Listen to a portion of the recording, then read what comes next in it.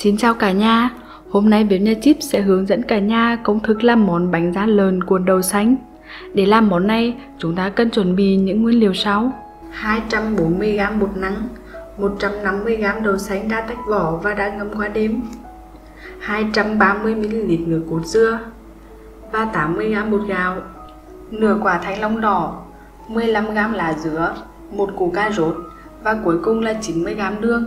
Và bây giờ chúng ta sẽ bắt đầu thực hiện món này. Đầu tiên chúng ta đổ đậu xanh vào nồi. Sau đó đổ nước ngập phần đậu xanh. Và chúng ta sẽ đun đậu xanh chín trong khoảng từ 20 đến 25 phút. Trong khi chờ đậu xanh chín thì chúng ta sẽ tiến hành xay các nguyên liệu. Đầu tiên mình sẽ xay lá dứa. Mình sẽ đổ vào đấy một ít nước. Tiếp theo mình sẽ lọc qua giấy để loại bỏ phân xác.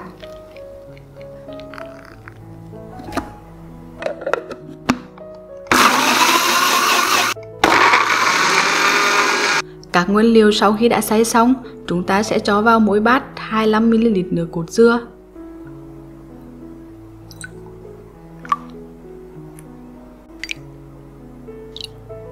Tiếp theo 15g đường. Sau đó là 20g bột gạo.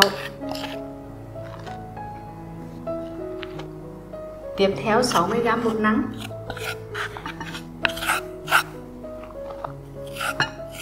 Sau đó chúng ta trộn đều.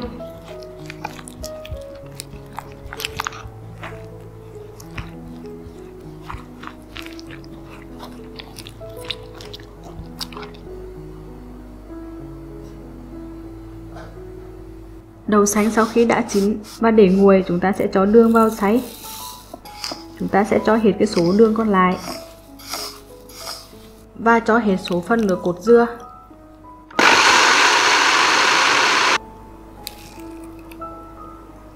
Đậu xanh sau khi đã xay xong, chúng ta sẽ cho hết số bột gạo và bột năng vào.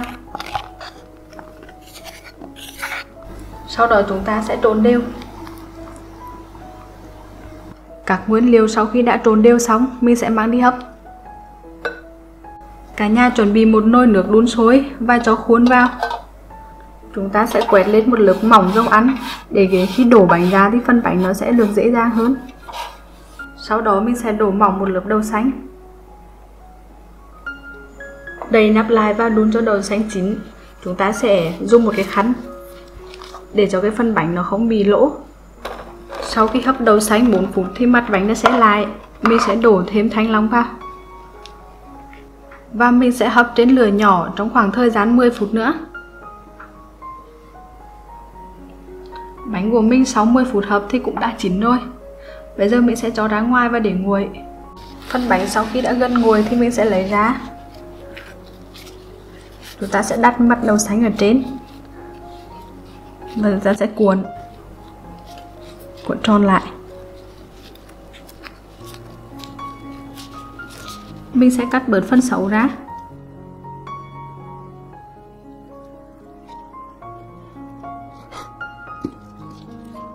Và chúng ta sẽ đổ như thế cho những màu còn lại. Món bánh da lợn 3 màu sắc của bếp nhà Chip đã hoàn thành xong rồi. Cả nhà thấy món này rất hấp dẫn phải không nào? Bây giờ bếp nhà Chip xin mời cả nhà cùng thưởng thức.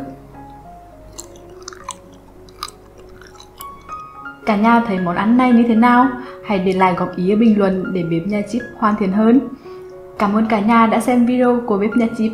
Nếu cả nhà cảm thấy hay thì hãy like và chia sẻ video. Và đừng quên nhấn đăng ký kênh để theo dõi video mới nhất của bếp nhà Chip. Hẹn gặp lại cả nhà trong những video tiếp theo.